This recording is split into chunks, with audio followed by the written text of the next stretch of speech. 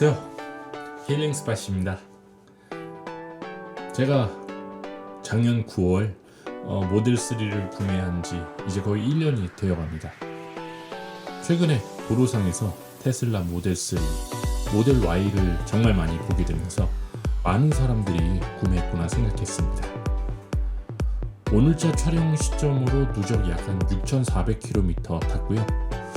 주로 출퇴근 용도와 가끔 서울, 경기, 강원권까지 여행하는 목적으로 사용했습니다. 처음 전기차 구매를 결정할 때 많은 고민도 있었고 미리 유료 시승, 소카 같은 것 통해서 사용해보고 구매하게 되었습니다. 제가 사실 구매하고 나서 얼마 되지 않아 사용기를 올렸습니다만 위에요. 1년이 넘은 시점에서 보는 참 빙산의 일각으로만 리뷰했던 점이 마음에 걸려서 이렇게 추가 사용기를 1년 동안 사용한 사용기를 제작해 보게 되었습니다. 사실 제가 기능적인 면의 전문적인 자동차 리뷰어는 아니어서 기술적인 부분은 전달이 어렵지만 제 체험을 바탕으로 설명드릴 예정입니다. 여러분이 이 영상을 보시고 테슬라 모델 3 혹은 모델 Y 구매하시는데 도움이 되시길 바라겠습니다. 그럼 시작합니다. 큰 장점은 역시 유지비, 연료비입니다. 이전에 제가 이용했었던 차는 출퇴근 용도로 사용하지 않고 주말에 여행을 한두 번 정도 다녀오는 정도였는데요. 그래도 한 달에 2번 정도는 충전을 했습니다만 당시 제가 타고 다니는 차가 연비가 10km를 넘지 않는 그런 비효율적인 차이기도 했습니다만 한 달에 2번 정도 충전을 하면 기본적으로 10만원 이상 정도는 비용을 지불했습니다. 제가 전기차를 사용한 이후부터는 연료비를 월 평균 500km로 주행했을 때 4만원이 잘 넘지를 않았습니다. 실제로 제가 급속 충전을 거의 이용 안 하고 파워큐브로 거의 99% 충전하고 있거든요. 매달 명세서를 받으면 매우 놀랐습니다. 연으로 따지면 80만원에서 100만원 정도 누적으로 절약하고 있는 것 같습니다. 충전에 대한 것은 장점이기도 하지만 단점이기도 한데 꼭 집에 충전 시스템이 갖춰진 후에 구매하시라고 추천해드리고 싶어요. 저 같은 경우는 아파트에 거주 중인데 한전에서 의무적으로 급속과 완속 충전기를 설치해 주셨는데 아파트 주차동하고는 거리가 좀 있었습니다. 그래서 2개월 정도 아파트 주민위원회에 건의하여 파워큐브 완속 충전 시스템을 설치하였습니다. 조금 귀찮으시더라도 아파트에 아직 파워큐브 충전 시스템이 갖춰지지 않은 곳에서는 꼭 필요한 서류와 건의를 꾸준히 올리셔오세요. 전기차 충전에 대해 부정적인 입장을 가지고 있는 사람들도 많지만 현대와 기아에서 꾸준히 전기차 모델들을 출시해 준다고 하면 점점 바뀔 것입니다. 여러분이 선구자 노력을 하셔서 바꿔보시는 것도 좋을 것 같습니다. 그리고 또 엔진 오일 또 계속 갈아줘야 되잖아요. 5,000km마다 갈아줘야 되는데 그런 부분도 전기차에서는 비용이 들 필요가 없겠네요. 그 다음 장점은 지속적인 업데이트와 오토파일럿입니다. 이거는 테슬라만의 전기차 중에서도 테슬라만의 장점으로 말씀드릴 수 있겠는데 지금은 일반 차들도 내비 같은 것들을 자동으로 업데이트 해준다고 합니다만 테슬라처럼 내비 회사 자체를 바꿔준다던가 버그를 개선해준다던가 UI를 개선해준다던가 하는 파격적인 업데이트를 해주는 것은 아직까지는 없는 것으로 알고 있습니다. 업데이트가 스마트폰 OS처럼 바꿔주니까 바뀔수록 차가 소프트웨어적으로 개선되어 가고 있고요. 그러면서 점점 차의 완성도가 높아가는 것을 느낄 수가 있었습니다. 이것은 다른 브랜드들도 개선해 주었으면 좋을 것 같습니다. 그리고 저는 사실 FSD를 구매하지는 않고 있습니다만 그래도 오토파일럿은 고속도로와 신호등이 없는 도로에서는 자주 사용을 하고 있는데 구매 초기에는 많이 불안함을 느꼈었는데 지금은 장거리 주행에는 필수적으로 사용하고 있어요. 그래도 핸들에 손을 얹어줘야 되기 때문에 아예 신경 안 쓰고 가기는 어렵고요. 그리고 기본적으로 신경을 써주면서 브레이크에 많이 안약을 위해서 발 정도는 얹어줘야 되기 때문에 집중을 덜 하고 이용한다 수준, 집중을 조금 덜 하고 이용한다 수준으로는 만족합니다. 미국처럼 아예 뒷자리에 앉아서 졸거나 술 처먹고 운전하는 거는 정상적인 시스템으로는 불가능하고요. 별도의 핸들을 잡아주는 불법 액세서리가 있다고 하는데 그거 아니고서야 불가능합니다. 그러니까 조금 똑똑한 스마트 크루즈 컨트롤 정도로 인식해서 사용한다면 만족스러워 하실 거예요. 또 FSD가 이제 월 결제 구독 시스템으로 변동된다고 하면 시험 삼아 사용해 볼 예정입니다. 그러면 좌석에 앉지 않고 차를 부를 수 있는 서머 시스템 같은 것들도 부가적으로 쓸 수 있을 것 같습니다. 다음으로는 전기차로서 가질 수 있는 저소음과 무시동 부분도 이점인데, 제가 느꼈던 부분 중에서는 급가속 급출력이 만족스러웠어요. 이건 제 초반 사용기에서도 말씀을 드린 건데요. 이러한 부분은 운전을 재미있게 만들어주는 부분으로서만 생각하기 쉬운데, 사실 이게 위기의 순간 치고 나가거나 차선을 급하게 변경할 필요가 있는 일이 분명히 있습니다. 제가 이전에 내연기관 차량에서는 아예 시도해보지 못한 것들을 이용하면서 많이 경험한 훌륭한 이점이 있습니다. 요즘 또 그리고 차박이 유행이잖아요.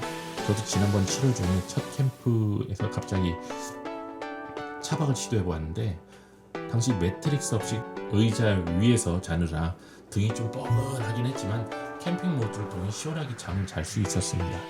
아마 정상적인 차박 매트를 같이 사용하며 잔다고 하면 등 베기는 문제는 해결될 것 같네요. 저에게는 그래도 조금 좁은 느낌이 있었습니다.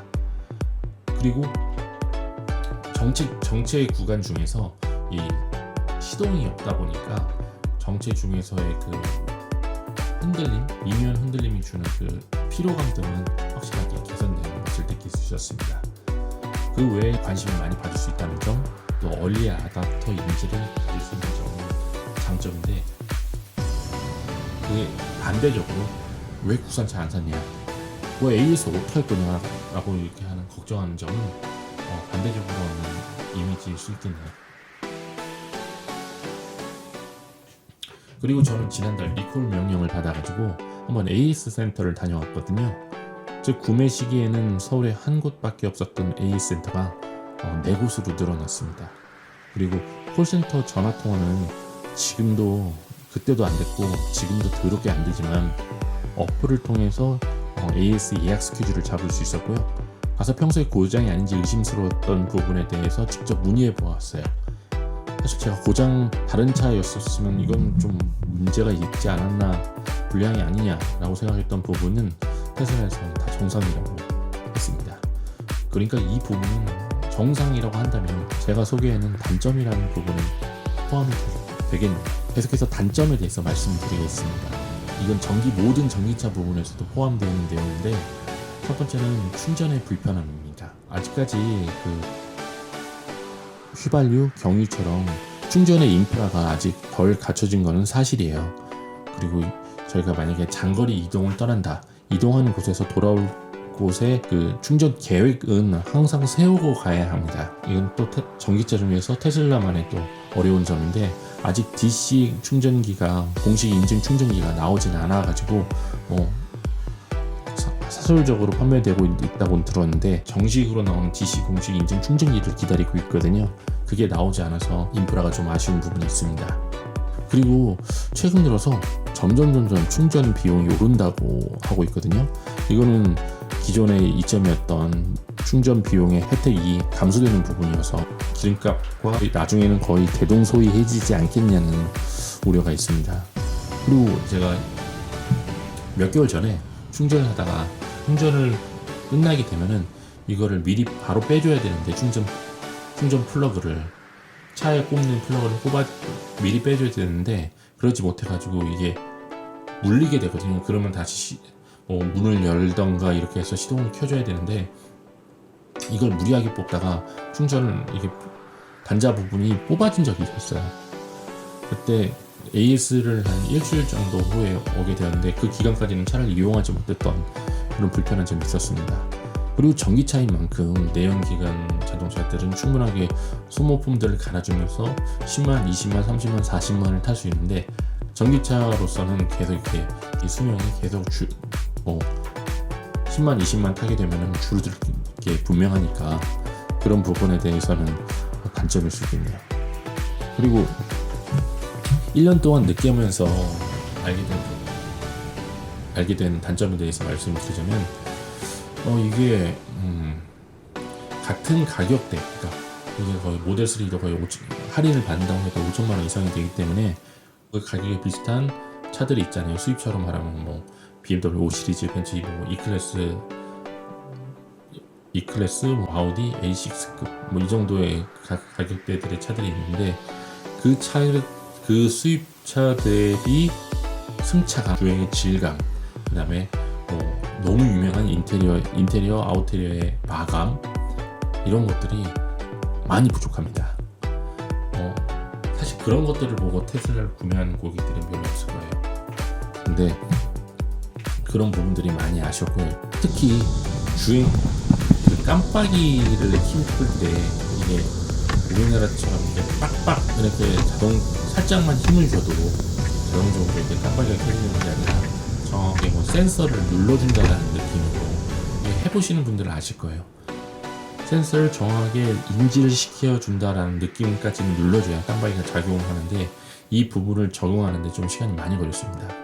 주행 중에 이 시트에서 자꾸 삐그덕 뭐 이렇게 맞물려가는 이렇게 소리가 나는데 이런 부분도 좀 아쉬웠던 부분이고 그리고 뒷좌석에 이건 전기차의 문제일 것 같기도 한데 내연기관은 어느 정도 좀 눌러줘야 이렇게 움직여주고 어느 정도 이렇게 밟아줘야 이렇게 스무스하게 멈추는 부분이 있는데 전기차는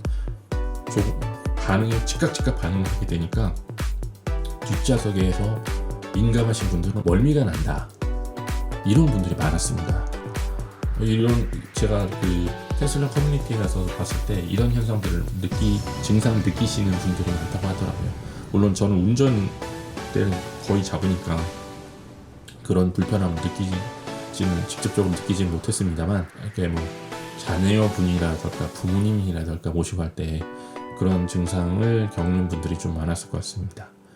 그리고 최근에 제가 구매한 1년 만에 테슬라에 또 투자한 게 있는데 바로 선쉐이드예요. 이게 사실 작년 여름에는 제가 9월 달부터 차를 사서 사실 크게 못 느꼈었는데 이게 올해 본격적으로 여름이 들어오면서 그 위에서 이렇게 내려지는 태양이 정말 뜨겁더라고요.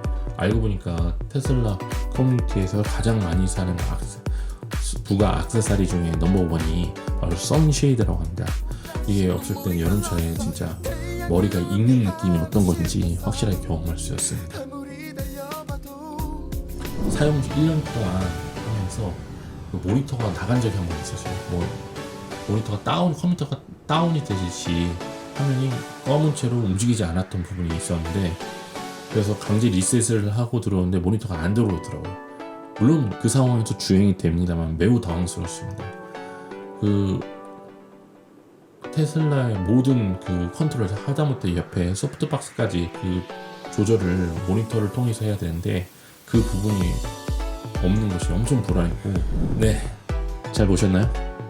지금까지 모델 3 1년 사용기를 업데이트해서 모델 3 1년 사용기를 보내드렸습니다. 사실 차라는 게 집 다음으로 비싼 물건인 만큼 저도 여러 사용기를 통해서 제가 차를 구매하는데 도움을 얻었는데, 앞으로 지금 리프레시 모델이 나오고 리프레시 모델이 나왔는데 모델 3를 구매하시는 분들께 조금이나마 도움이 되셨기를 바라겠습니다.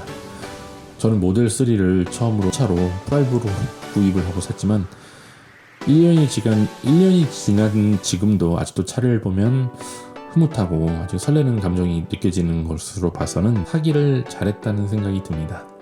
물론 단점도 많은 차입니다. 완벽한 차라는 것은 없으니까요. 이상으로